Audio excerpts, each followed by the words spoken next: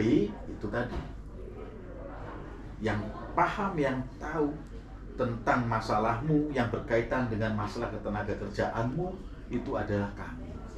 Kenapa kami? Saya ulang. Karena kamu dari awal sampai berangkat ke sana bersama-sama dengan kami, tidak dengan orang lain. Benar? Ya. Yang punya hubungan dengan agensi, dengan pemerintah itu kami, bukan orang lain. Itu ya. Iya, Pak. Paham ya teman-teman ya? Ya, jangan kabur. Ada masalah dikit-dikit jangan kabur. Ini kelas Taiwan mana? Nah, kelas Taiwan kan sudah pernah saya ajak belajar bagaimana menyelesaikan masalah, toh? Ya, bahasa kerennya trouble solving. Yang saya buat mainan-mainan itu, ya. Tapi teman-teman bisa nangkep nggak? Ya kita berpikirnya itu jangan hanya manteng satu arah saja. Kadang-kadang kalian juga harus perlu keluar dari bingkai pemikiran kalian, gitu ya. Nah biasanya orang Indonesia itu kan apa namanya suka ngempet, gitu loh.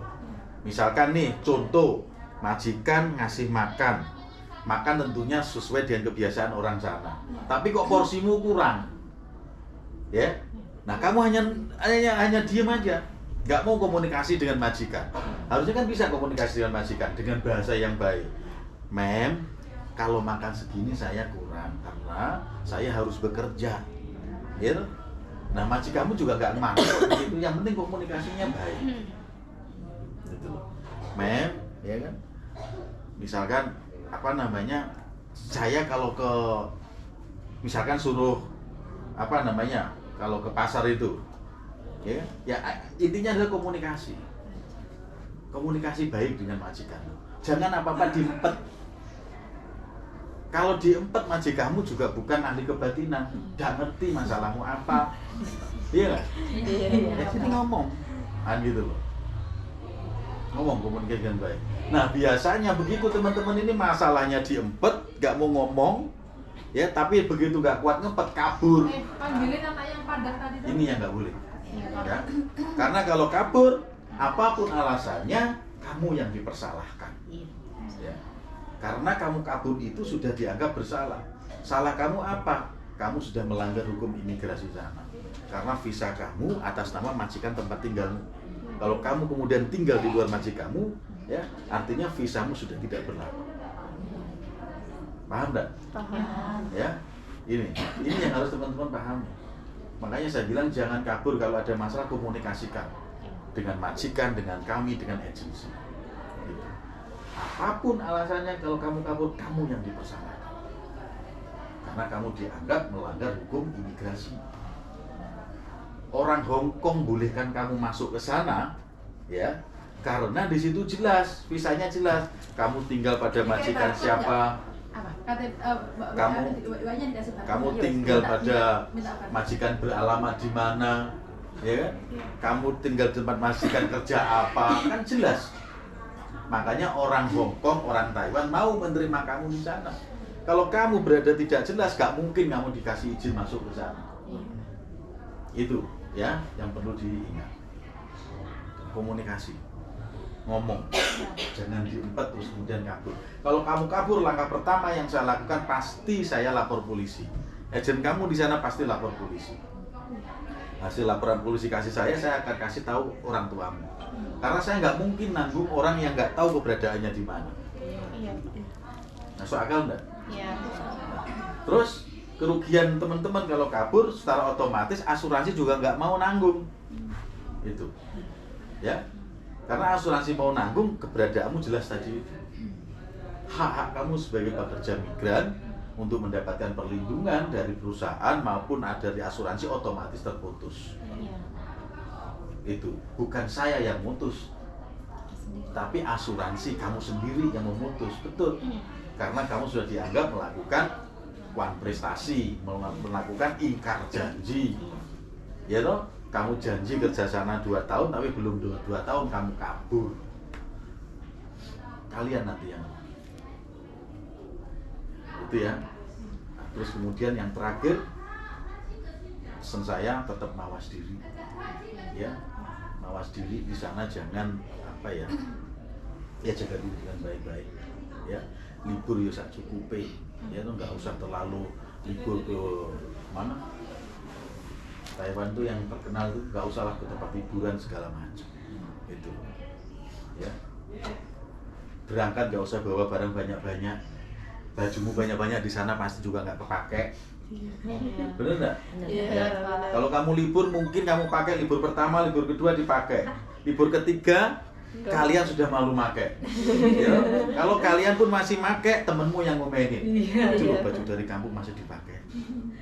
Akhirnya kamu malu beli baju rasa wajarnya yang setengah-setengah yang mahal, ya loh. Ya. Jangan ya, tetap harus diri. Di sana hanya tempat kita cari duit. Di sana bukan tempat kita. Ya. Di sana hanya tempat kita cari duit. Begitu dapat duit ya pulang. Di sana bukan tempat kita. Ya. Kalau Pujangga bilang itu kehidupan di sana itu hanya fata morgana. Kelihatannya asli tapi nggak asli. Ya. Kehidupanmu yang asli nanti ya ketika kamu di kampung halamanmu itu. Ya. Di Lampung, di Ponorogo. Nah, di mana lagi? Manado. Di Cianjur itu kehidupan nyatamu. Di sana fata morgana. Bukan asli, karena apa? Kamu bukan orang sana. Di sana hanya tempat cari duit saja. Ingat itu. Artinya, ya, kalau begitu kamu harus hati-hati, kamu harus mawas diri, betul-betul kumpulkan duit, begitu dapat duit pulang. Itu. Berangkat jadi migran, pulang jadi juragan. Itu kan kata Pak Beni. Ya itu. Nah, terus selanjutnya ini yang terakhir. Tadi sudah terakhir, ini yang paling terakhir. Pesan saya, gunakan medsosmu itu dengan bijak. Ya. Nah, biasanya yang masih mentalnya tulang tulung itu kan main medsosnya kenceng biasanya kan. Ya Allah, masih kok begini amat. Ya Allah, majikan dulu kayak lampir. Di medsos. Ya silakan aja, seperti itu namanya orang ngeluh, itu ya wajar manusiawi ya. Tapi ya kalau kalian ngeluh di medsos begitu yang baca kan banyak. Ya kalau orang yang baca itu orang simpatik sama kamu, doanya baik. Ya Allah, lindungilah temanku di sana. Ya Allah, berikanlah pekerjaan yang terbaik untuk teman saya. Ya, itu kalau orang yang simpatik sama kamu. Ya, Pak. Kalau yang baca mantanmu atau orang yang nggak simpatik sama kamu, ya itu aja. Gimana coba komennya? Kapok mau kapan? Syukur kan gitu kan? Gunakan medsosmu dengan baik. Ya, kalau dulu mulutmu harimaumu, sekarang jempolmu bisa jadi harimau. Itu ya teman-teman ya. Oke, sampai di sini ada pertanyaan. Soal potongan apa segala macam sudah paham?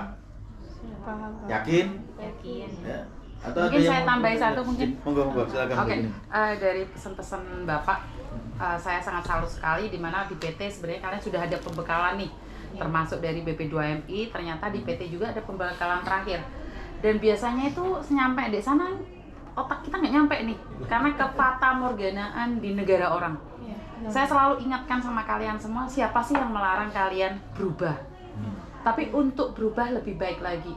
Berapa banyak orang yang telepon saya nyampe di luar negeri lupa suami, lupa anak, lupa keluarga. Ini nyata sekali ya. Tapi ini sudah terjadi. Apa yang ada di konten saya adalah dijadikan pelajaran, jangan sampai terjadi pada kita. Kalian sekarang masih belum nih. Wah, masa sih? Oh ya Allah, masa sih? Itu. Tapi kalau sekalian sudah nyampe sana, ingat muka-muka kalian sendiri nih. Ada di media sosial saya, jangan berubah secara totalitas ke arah negatif. Dan satu pesan saya, jangan pernah menjadi lilin di negeri orang. Artinya adalah, jangan mau membantu orang lain, tapi kamu sendiri yang mati. Menjadi lilin itu apa sih? Bagus, menerangi jalan orang lain. Ingat, kamu kesana bukan menjadi lilin. Kamu kesana itu mau menjadi cahaya buat keluargamu di Indonesia. Dapat uang bawa pulang. Nggak usah sok jadi pahlawan di negeri orang. Lilin itu apa sih? Nerangin orang, tapi mati sendiri kan akhirnya. Habis kan? Tadi ada salah satu mbaknya di sini cerita, ibunya keluar negeri 42 tahun. Tapi tidak buat anaknya. Masa iya sih orang tuaku bekerja di luar negeri 42 tahun dan saya harus keluar sama dengan dia. Kenapa, Dok? Karena ibu saya saat bekerja di luar negeri menjadi lilin buat keluarganya.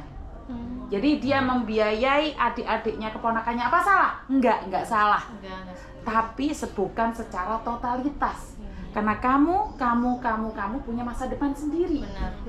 Jadi kalau mereka mengandalkan kalian saat kalian pulang, berapa banyak para pekerja migran pulang nggak dianggap?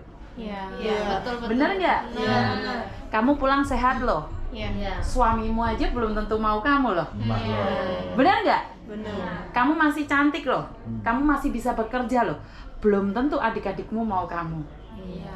Setelah kamu pulang, satu hari, oh kakak, ayo kakak. Seminggu, kakak. 1 bulan, kak. 1 tahun, pergi kau dari sini. Ingat, mereka punya rumah tangga sendiri, kamu punya rumah tangga sendiri. Yang punya anak kandung aja bisa diusir, apalagi yang cuman saudara. Miss Yuni, bagaimana dengan ibu? Iya, tapi semampunya aja. Bukan totalitas buat ibu, bukan totalitas buat suami. Simpanan uangmu sendiri. Iya. Simpan sendiri. Hal yang paling enak itu apa sih? Beliin emas. Iya. Benar. Beliin emas. Kenapa? Kalau emas kamu pegang sendiri. Bukan Miss Yuni sombong, belikan. Simpenan dewe. Karena nggak akan lari, dia nggak teriak kok. Tolong masuk nanti pegadaian. Enggak. Paham nggak maksudnya Miss Yuni? Iya. Perbanyak emas. Iya, edukasi. Tetanggamu nanya, nggak usah. Tapi lek kau mulai Indonesia dideliknya ya. Iya. Kok tonggone moro sak bolo-bolone. Paham ya maksud saya ya? Iya. Nggak usah tertarik dengan laki-laki ganteng. Laki-laki ganteng, laki-laki kaya raya, laki-laki punya jabatan, seleranya bukan kita. Iya. Tepuk dada, tanya selera. Sadar diri, sadar rai, sadar posisi. Paham ya? Paham. Nggak usah pingin jadi ibu Bayangkari. Paham? Ojo kepingin jadi ibu Persit. Jangankan kalian yang jadi TKW, yang jadi dokter aja banyak yang gila sama polisi gadungan. Jadi bukan karena SDM rendah atau tidak, kalian tuh tamak. Bayangin, oh jadi istrinya tentara, aku seragaman mari ngene rek. Ya di-upload jejer dengan calon imamku. Padahal kamu punya suami di Indonesia.